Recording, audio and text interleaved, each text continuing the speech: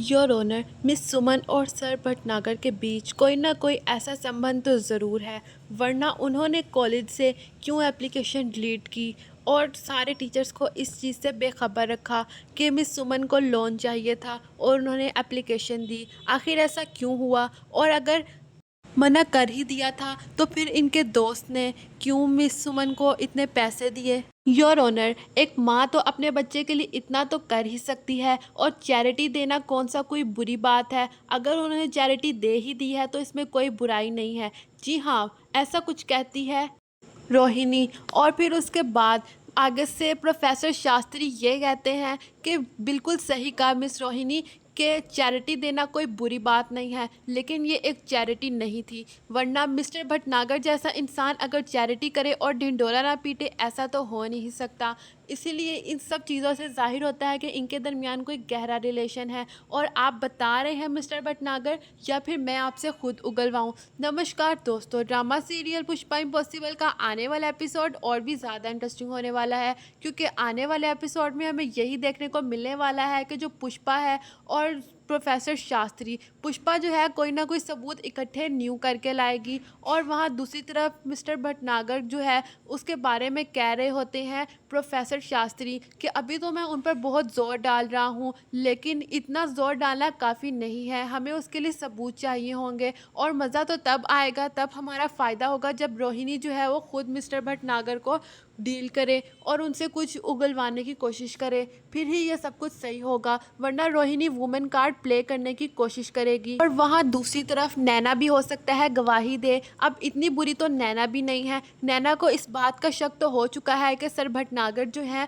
उनके दरमियान और मिस सुमन के दरमियान कोई ना कोई रिलेशनशिप तो ज़रूर है। जो ऐसा हो रहा है, कहीं इस सब के पीछे सर भटनागर ही तो नहीं? सो दोस्तों, आने वाला एपिसोड बहुत ही ज़्यादा इंटरेस्टिंग होने वाला है। आगे क्या होने वाला है ये सब कुछ हम आपको बताएंगे आज की वीडियो में, लेकिन इससे पहले बात कर लेते हैं आज के एपिसोड की। आज के एपिसोड में हमें यही दिखाया जाता है कि प्रोफेसर शास्त्री को 3 साल के लिए कड़ी सज़ा और 50,000 रुपया जुर्माना हो जाता है, लेकिन फिर पुष्पा जो है उसके साथ इतना बुरा व्यवहार किया जाता है। और तो और ये भी दिखाया जाता है कि मीडिया वाले पुष्पा के पास पहुंच जाते हैं कि एक औरत हो के इन्होंने औरत का साथ नहीं दिया, देखें, इसीलिए तो कहते हैं कि औरत ही औरत की दुश्मन होती है, जबकि ऐसा कुछ भी नहीं है। ये सब कुछ होता है पुष्पा का ख्वाब, और ये ख्वाब देखते देखते पुष्पा जो है वो उठ जाती है और कहती है कि यकीनन कोई ना कोई माता रानी मुझे अंदेशा देना चाह रही हैं। ऐसा ख्वाब आने की क्या वजह हो सकती है? और फिर पेशी होती है, और पेशी में हमें यही दिखाया जाता है कि जो पुष्पा होती है वो आराम से बैठ के देख तो रही होती है, लेकिन वहाँ पर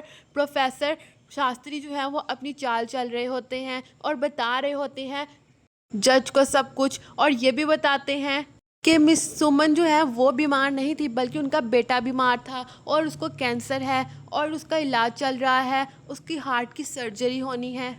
जबकि मिस सुमन ने कोर्ट में झूठ बोला है कि वो खुद बीमार थी और मैं यहाँ पर वहाँ के डॉक्टर को अपॉइंट करना चाहता हूँ। तो आगे से फिर जज उसको इजाज़त देते हैं, और जब डॉक्टर आता है तो वो यही सब कुछ बताता है कि मैंने कहीं ना कहीं से पैसे अरेंज कर दिए थे। कम से कम 23 लाख रुपया जो है वो चाहिए होता है इंडिया में, फिर इलाज हो जाता है, लेकिन 7 लाख रुपया कम पड़ रहा था, जो कि मैंने फिर मिस सुमन को कहा तो उन्होंने जमा करवा दिया था।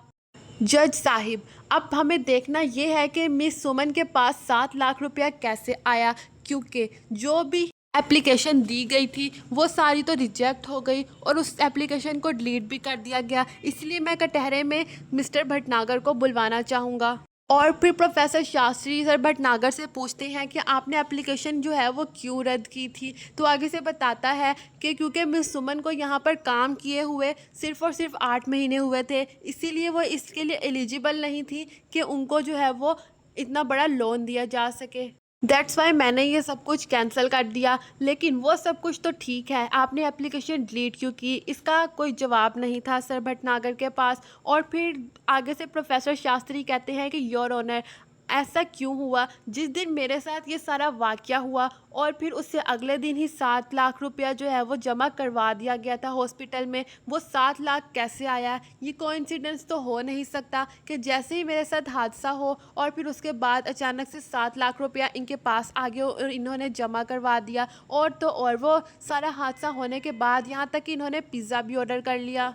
योर ऑनर, मैं समझ सकता हूँ कि यहाँ पर एक औरत बहुत मजबूर है, लेकिन वो अपनी मजबूरी सारी जो है मेरे पे थोपना चाहती है, जबकि मैं ऐसा बलि का बकरा नहीं बन सकता कि जबकि मेरी कोई गलती ही नहीं है। हाँ, मैं मानता हूँ कि मैं नशे में था, लेकिन मेरे पास काम के लिए सर आने वाले थे, जबकि मिस सुमन वहाँ पर कैसे आई, ये भी एक बहुत बड़ा पॉइंट है योर ऑनर। रोहिणी ये सब कुछ सुन रही होती है और बार बार कहती है कि ये पर्सनल सवाल पूछ रहे हैं, तो फिर आगे से जज जो है वो चुप करवा देता था रोहिणी को।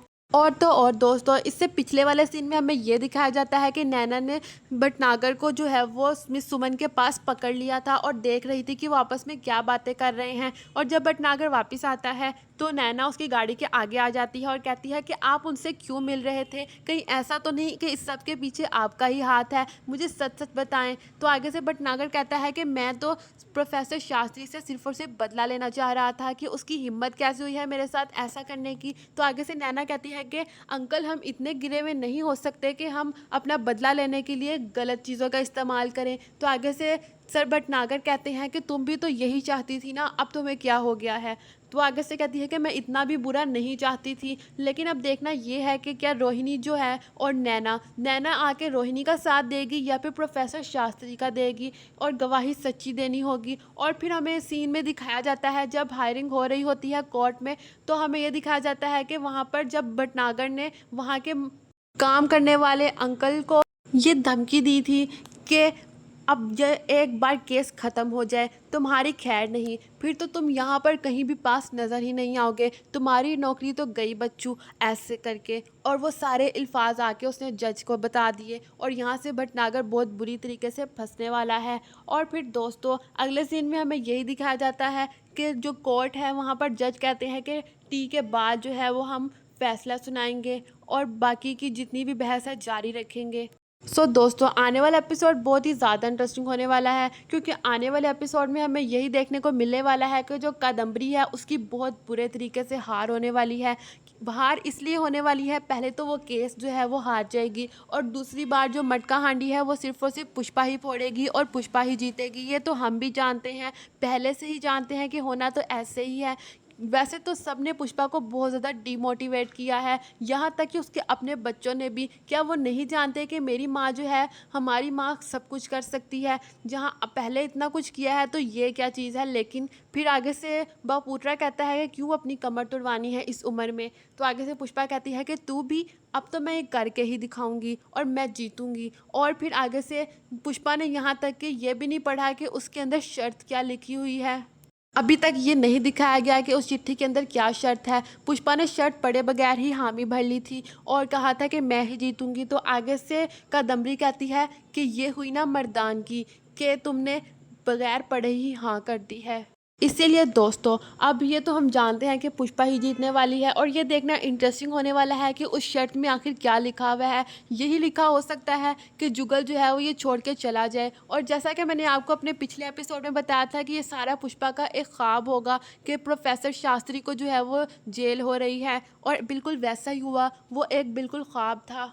तो यही देखने को मिल सकता है कि जो प्रोफेसर शास्त्री है उनकी जीत होनी है और कादम्बरी की हार होनी है। दोस्तों, आने वाला एपिसोड बहुत ही ज़्यादा इंटरेस्टिंग होने वाला है। आपको क्या लगता है आगे क्या होने वाला है? अपनी राय का इज़हार कमेंट्स बॉक्स में ज़रूर करें, और अगर आप इस टीवी सीरियल के फ़ैन हैं तो हमारे चैनल को सब्सक्राइब करें, ताकि हर नई और सही अपडेट सबसे पहले आपके पास आ सके। तो मिलते हैं अगली अपडेट के साथ अगली वीडियो में।